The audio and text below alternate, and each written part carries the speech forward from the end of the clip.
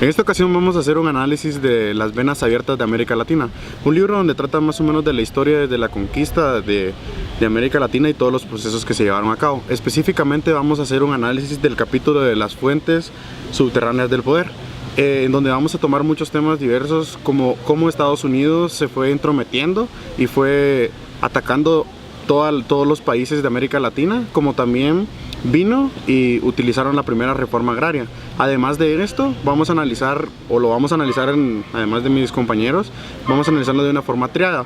¿A qué nos referimos con esto? Que vamos a sentir, pensar y actuar, y vamos a ponernos en el contexto de que ellos se están desarrollando o que ellos desarrollaron en su tiempo, con el objetivo de analizarlo con una forma crítica y poder encontrar unos resultados que nos puedan ayudar a las diversas carreras que estamos siguiendo. Como estamos en el pensum introductorio, está la sociología, política y relaciones internacionales, vamos a tratar de encontrar una justificación de cómo este proceso y cómo todo este muchas veces saqueo o explotación, en donde muchas veces al hombre se le trataba de una forma de que su vida no tenía ningún valor. Hay un subtítulo del libro que me llama mucho la atención, en donde dice que el valor de la vida de una hormiga valía más que la de un hombre en sí. Entonces es muy interesante poder analizarlo por cada capítulo, en donde cada uno de mis compañeros van a poner un poco de su forma de pensar y de actuar, como también de lo que más les llamó la atención en todo el desarrollo del libro.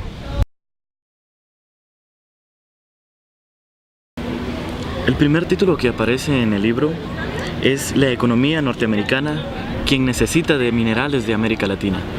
Según Galeano, debe de hacerse mención y recordar una de las más grandes hazañas de la humanidad, que es implantar la huella humana en la Luna, y también además hacer referencia a las palabras de Von Braun, el cual decía que era necesario a partir de un satélite poder observar las riquezas de la tierra y más específicamente el petróleo. Pues recordemos de que Estados Unidos es uno de los mayores consumidores de petróleo actualmente, y su inversión militar necesita también de los recursos naturales de América Latina, puesto que necesitan cobre para hacer sus balas, también aluminio para hacer sus aviones. Y por último, Estados Unidos necesita de los recursos en cuanto que su inversión se orienta a la propia y masiva extracción de los recursos naturales de toda América Latina. Este subsuelo también ha producido golpes de Estado, como en el caso de Brasil, donde Jânio Quadros y João Goulart fueron víctimas de un derribamiento del Estado gracias a los yacimientos de hierro del Valle de Paraopeba, que después pasaría a manos de la Hana Mining Co. Recordemos que Brasil es una de las tierras que posee mayores recursos naturales en toda América Latina, y eso lo hace un blanco y un interés bastante alto para los Estados Unidos.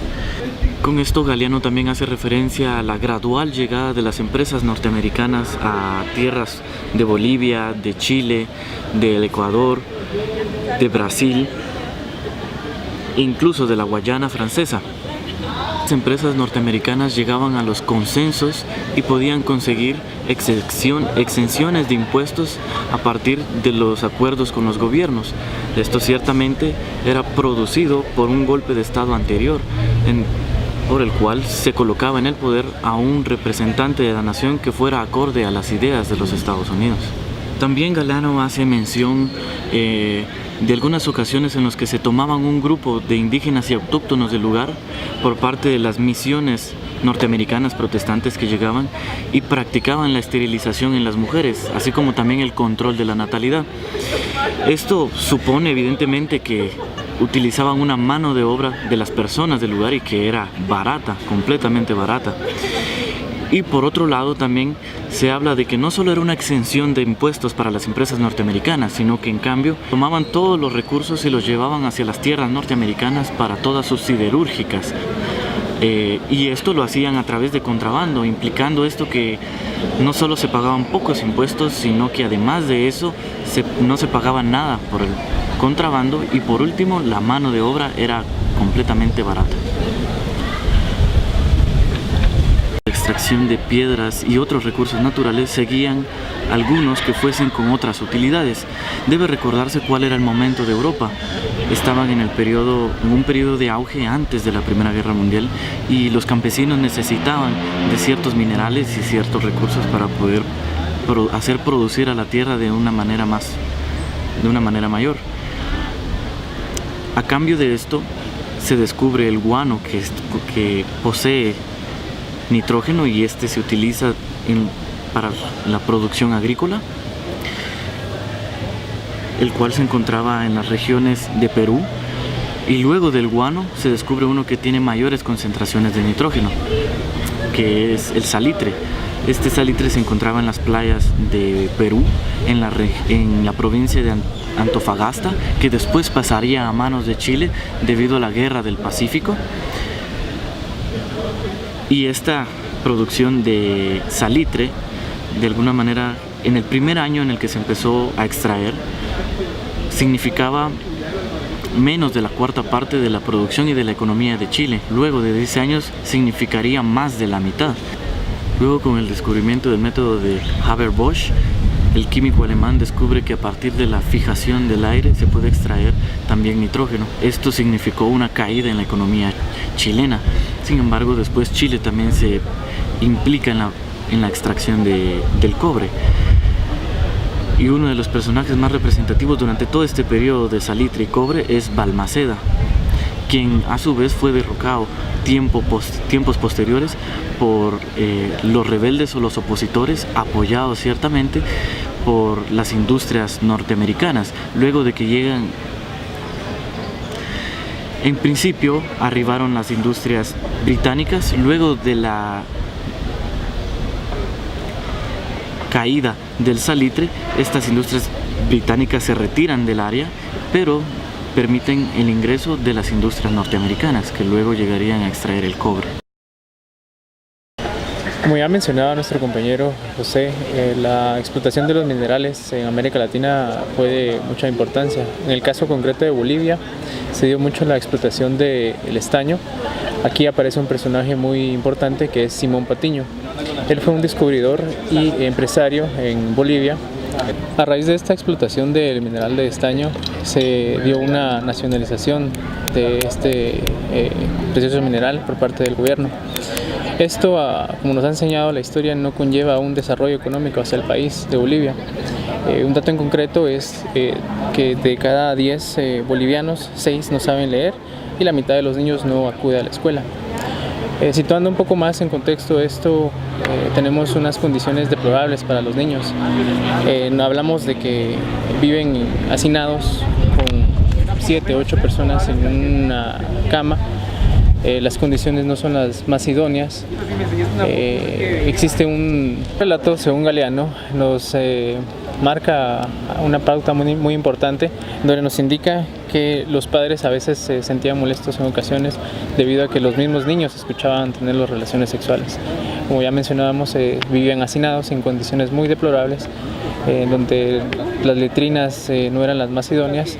Y otra cosa más importante, podríamos mencionarlo, sería la contaminación que recibían las personas que trabajaban en las minas. El polvo de silicio era un factor muy importante para que ellos sufrieran problemas de salud.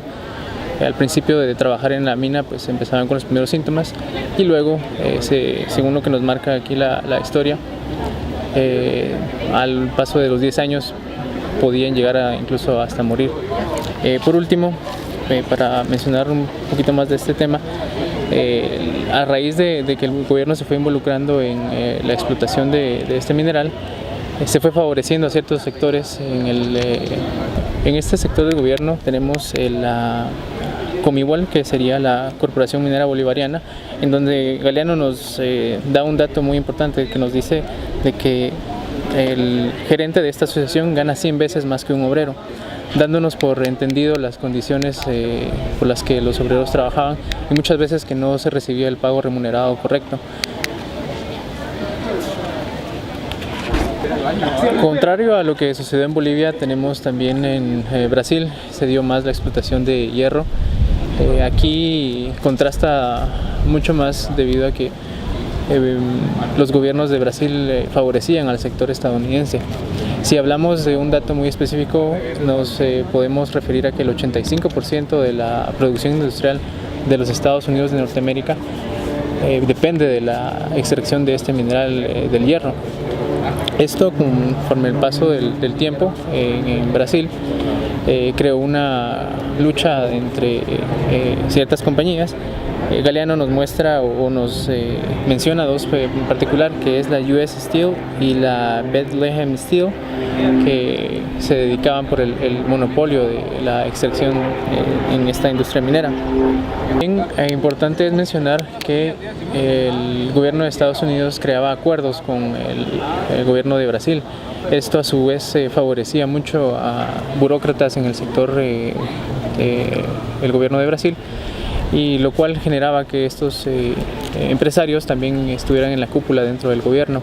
Entre estos acuerdos también se podía mencionar el desobedecimiento que hubo por parte de un gobierno de Brasil, el cual violó parte de estos acuerdos y le vendió parte de la producción de hierro a Polonia y Checoslovaquia. Estados Unidos, al enterarse de esto, ocasionó un derrocamiento en el gobierno, y lo que nos indica del poderío que tiene Estados Unidos conforme a este tipo de revoluciones que se generan actualmente también. Al final se dio una repartición de riquezas por parte de estas dos compañías ya mencionadas, como les comentaba, y lo cual generó un contrato multimillonario para las arcas del sector privado de Brasil.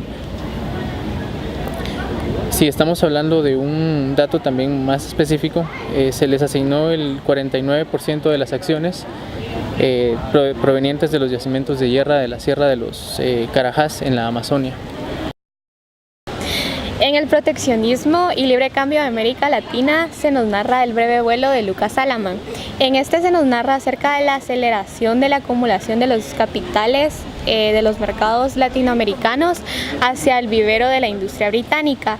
Hacía ya tiempo que el eje del mercado nacional se encontraba en el Atlántico, y los ingleses supieron aprovechar muy bien de su ubicación, ya sé que se encontraban en medio del Báltico y del Mediterráneo. Como establece Galeano en el capítulo, nada enfurecía más a los ingleses que el proteccionismo aduanero. Lucas Salamann estableció a tiempo que las ideas de Adam Smith contenían veneno para la nación. De esta forma, él hizo que la economía mundial fuera transformada hacia la industrialización, estableciendo así como ministro el primer banco estatal.